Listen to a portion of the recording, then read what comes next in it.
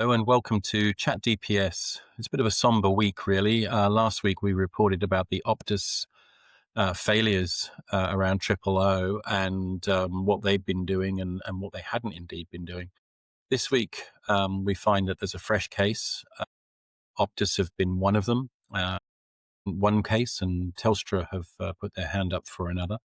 This follows a situation from 2023 where 18 recommendations were made by the federal government, 8 of which referred directly to 000. And there were recommendations made, but it certainly doesn't seem as if those recommendations have been followed through on. Whilst Adam's away working overseas at this moment in time, Robert and I thought it was important to get this communicated and talked about openly.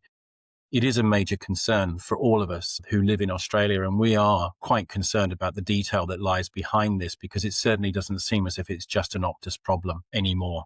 Robert, have you got your initial thoughts to put into play around this? Yeah, Nick. I mean, it was interesting because I think so. There was quite an interesting article that came out last week. We saw it in the Brisbane Times. It went into also other media outlets, which kind of went into detail around a number of the email communications that are going backwards and forwards from Optus. So I thought, well, that'll be quite something quite interesting to talk about. And then this morning we see this, as you mentioned, a new case with Optus down in Sydney, south of Wollongong somewhere, Dapto.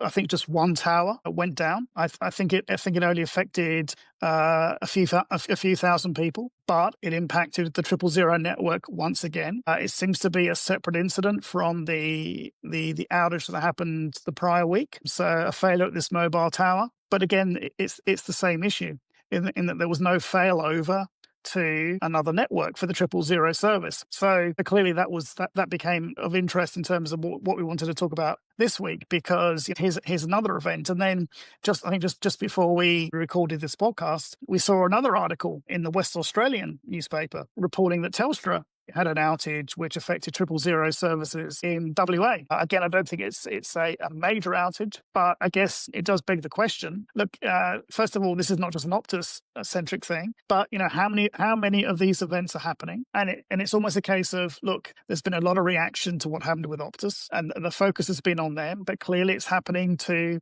the other major telco operators as well. So this is broader than just Optus, and we need to start to now move from just focusing on the Optus failures to kind of go, well, this seems to be a systemic problem. This seems to be an issue around critical infrastructure, and particularly the resilience of 000. And you would probably say right now that the resilience of the 000 service is pretty weak, because we've seen a number of these outages in the last week. And how many more of these are happening? I don't know. Every day? Do they happen several every month? Do they happen several every year? I don't know. I'm sure the government knows. I'm sure the telcos know. I'm sure the regulator's aware. We need to kind of get these facts and figures on the table if we're going to do anything in terms of making sure this sort of thing does not happen again. Yeah, I mean, and this conversation has shifted quite dramatically in terms of understanding now that, this isn't just Optus, it is a broader issue. And my understanding is that there were 8 recommendations around 000 that were made just in 2023. And my question is, do we know, has there been any communication around how many of those recommendations have been implemented by all of the interested parties? Yeah, look, I don't know that information. So basically, this relates to the Optus outage. So it has been reported that there was an Optus outage back in November 2023, and the Federal Minister for Communications put a report out. So it was actually in March 2024. So I guess Yeah. that's about 18 months ago they put the report out. And as you said, it had 18 recommendations relating to that Optus outage, and 8 of those were focused firmly on improving the resilience of the 000 service. And it's quite interesting. So we don't have to go through all of them, but if you start to read some of those recommendations, they all seem very sensible. Like in the first one, it says include specific obligations that network operators wilt towers, which basically means they'll make sure that towers will fail over to another service provider in the event of loss or connectivity to a core network, ensuring calls to 000 can be carried by other networks.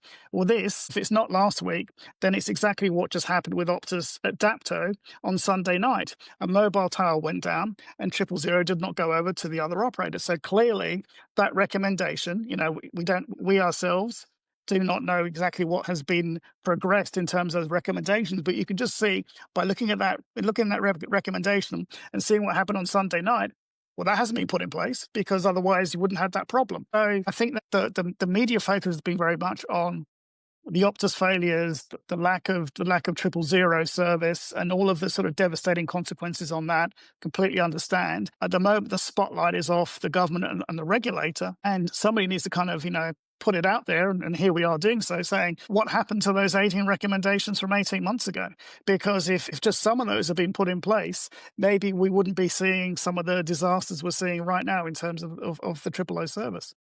Yeah, I mean, obviously, I mean, in this particular instance, people have died. I mean, it is a fairly, well, it's not fairly, exceptionally, it's not trivial. This is something that really does need to be sorted out, and sorted out quickly for the safety of the population more so than anything else. If you try, if it, it's 000 is a must-have service, right? I mean, we've got to be having that. We've got to expect that somebody somewhere is going to pick the phone up and actually, or the call's going to be directed through to Yes. the right people to Yeah. begin with, and the people that can help, not just, it's pointless pointing the darn thing through to me, 1,000 kilometers away from body and what have you, which is, you just need something that's actually going to work. So from my perspective, I mean, the federal government are in this up to their ears, right? I mean, they've set out all of these directives, they've set up all of these recommendations, no follow up, no change. I mean, cyber is one thing, but network competency. Everyone talks about network competency. Telstra are making a living out of telling everybody how wonderful their network is and how secure their network is. But if you can't get a 000 call through to anybody that cares or should care as part of their role, then we're in all sorts of trouble as a population. Yeah, and it's quite interesting because so much of what the government has been pushing in terms of one of its themes over the last couple of years is improving the resilience of critical infrastructure. So it's passed legislation, it's put regulations out there, it's really been kind of pushing this. It's getting balls to put in reports now if they operate or own critical infrastructure. So there's a whole heap of work that's going in there, and then something as basic and fundamental as a 000 service falls over multiple times because of telco failures. So, again, if I was the government, if I was the regulator, I'd be taking a step back, going, okay, so we're pushing these themes, but are we actually putting the resources and the incentives in place, which might be sticks as well, to actually get these recommendations implemented and actually make sure some of these frontline vital services are as resilient as they need to be to make sure they keep operating, whether there's an outage or not. Yeah, I mean, obviously there've been some knee-jerk reactions out in the broader population base around, things like, foreign ownership and onshoring of, sort of services and things like that. But I mean, it doesn't address the competency issue, right?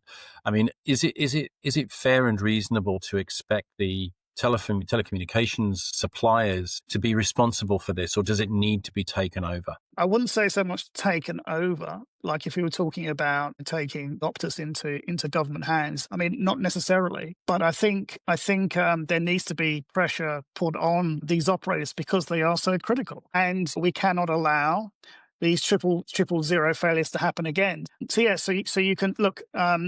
This kind of touches on that more lengthy article that I mentioned that came out in the Brisbane Times, and out of that, one of the things that's been reported is that the executives from Singtel are in Australia right now, and they're fronting the relevant ministers and probably premiers as well to explain what exactly happened over the last week or so. They'll be getting a lot of heat from the politicians. I understand that fingers have been pointed in terms of some of the cost cutting measures that Singtel have put in place, offshoring of contact centers, offshoring of engineering resources. So there's a lot to be looked at there. But as we know, Optus are not alone. Plenty of organizations, and this includes the other telcos, look to offshoring and outsourcing to cut costs. And I think the question becomes, okay, at what point do you reach a tipping point? I think we're probably there, where you're putting critical services in jeopardy and lives in jeopardy because the wrong incentives are at play here. And that's when, I guess, in terms of intervention, that the government can come in, the regulators can come in, and they can mandate resilience for certain services, and they can come down with their sticks, with their penalties as necessary if things are not going according to plan. So there might be a need for, because if the private sector cannot manage it themselves, then unfortunately you need the government and the regulator to come in as heavy-handedly as they often are, to actually bring some order back into that particular sector, particularly, as I say, this is critical stuff. Lives are at risk. It's a matter of life and death. Clearly the private operators can't be trusted right now. So it needs some sort of regulation in there to try and bring it back into what Australians, what the community would expect in terms of a triple O service, and in terms of, what it expects from critical infrastructure generally. Yeah, I think it's more about building trust back in, because right at this moment in time, we've had all sorts of different problems up here in Queensland with ambulance stacking over the years and various other bits and pieces, and those things take trust. And when people are affected by that, it is far more damning. But this is on a national scale, quite clearly something very different in terms of but the outcomes are very similar. So people that need help can't get help because help is not possible to achieve a call to somebody that can help you. So yeah, look, I guess that for me is about building trust back into this. Yeah, and you have to sort of go back to root cause analysis and figure out exactly what happened. So in this article from last week, I mean, it starts off with, there seems to be some sort of process issue. So it talks about it should have been a routine upgrade to the network. There was a checklist in place.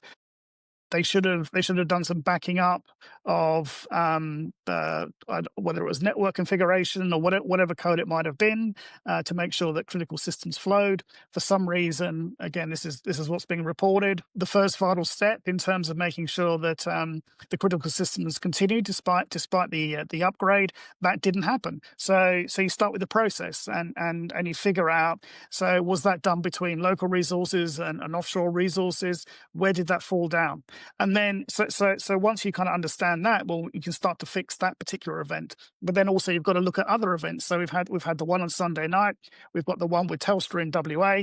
So what is going on? And these are all different types of events. They're leading to the same outcome in terms of the failure of the 000 service, but you've really kind of got to get in there and understand the different types of events, so you can start to build resilience for when these events come up. And then the other side of it, as we kind of touched on last week, was the crisis management side. So this article starts to talk about some of these emails that were flowing out of Optus. And initially, they're sending emails to the communications minister saying, we've got some reports of impacts in South Australia and WA. Don't have many details yet. We'll let you know. There's like a follow-up email. Again, it looks like we're working to rectify this issue and services have been returned to normal. We've only had like 10 000 calls impacted. So everything was very low key. And then 24 hours later, pretty much, you then get the CEO of Optus kind of realizing actually it's 600 emergency calls that were an issue. And I think a quick message was left with the communications minister. And then Stephen Rue gave his media release. And that's when the majority of people in the country realized there was a significant issues. We know that Optus have got somebody in to do an independent review. I'm sure the regulator is going to do an independent review, but then it comes back to, as we said, if nothing else happens in the next few months, because it's going to take months to kind of figure out exactly what happened, you've got at least 8 recommendations which are 000 related from that 2024 report. What's it going to take to start putting those in place right now? I mean, what's to stop that happening right now? I think it's almost like a 2-stage process. You've got those recommendations. If there's any barriers to putting those in place, let's put those on the table. But otherwise, let's start moving money and resources to actually put those recommendations in place, and then let the second investigation play out to figure out what the heck's going on with Optus, with Telstra, and everyone else. And then, is there additional recommendations that can be made on top? And again, can we please assign some money, some people, both on the federal government side, but also on the private sector side, to actually put these in place so this doesn't happen again? Yeah, I mean, and I suppose the last point here is the fact that obviously I mean, people are coming into that business again, and it'll be the usual suspects that do the independent review of what happened, what went wrong, and it'll all be very nicely laid out on, beautiful paper and all the other bits and pieces. Meanwhile, people have died. Law firms are now sort of like talking about getting class actions together. I've heard about Yep. Slater and Gordon and Hmm. Shine lawyers that are pulling Hmm. together. They're actually reviewing themselves, what their potential class action they could bring specifically against Optus at this stage. I'm not sure if that will broaden out over time. Does it take that kind of action for us to actually start to actually get under the skin of this? Kind of yes and no, because on the one hand, yes, look at Optus will look at that and go, oh, here's another cost of this particular event. Yeah. They will budget for this, they will manage this, they will drag this through the courts for the next 5 years, and they'll get some sort of settlement which they can budget for and account for and all that sort of thing. So it has consequences for them, but they can manage it.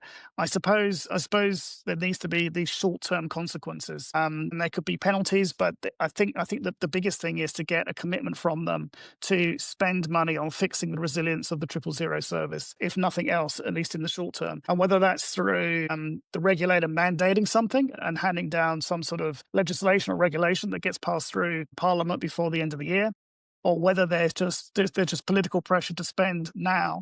But I think there needs to be consequences. So it's already sort of mentioned that I think last time Optus got fined $12 million for the 2023 outage. I think they've accepted that they'll get a bigger fine this time. Again, it's probably not big enough. And it comes back to what are the consequences for the senior executives involved. And these things are not easy. It's not easy to bring actions against directors and officers. I think in reality, it might be a case of putting that pressure on for them to spend money to increase the resilience of this particular critical service, and actually get that happening this year. So I think that's probably the key Yeah. thing. I think the other stuff, change of laws or class actions or whatever it might be, it's painful.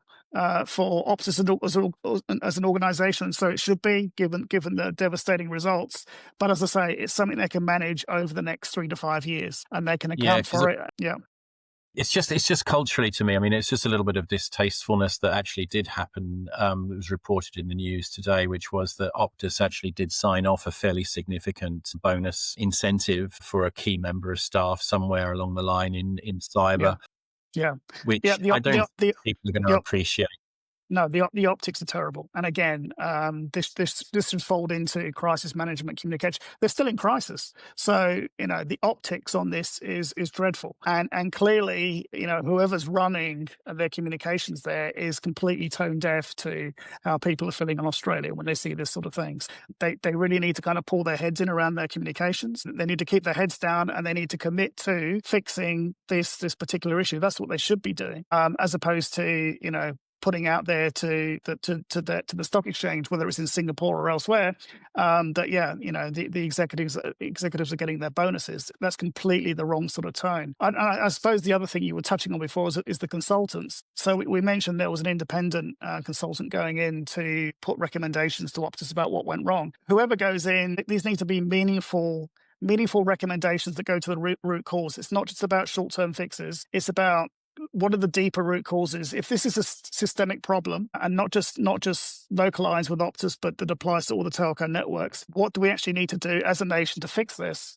What are the deeper root causes? What do we need to do to actually improve the resilience? And it needs to be meaningful investigations and recommendations.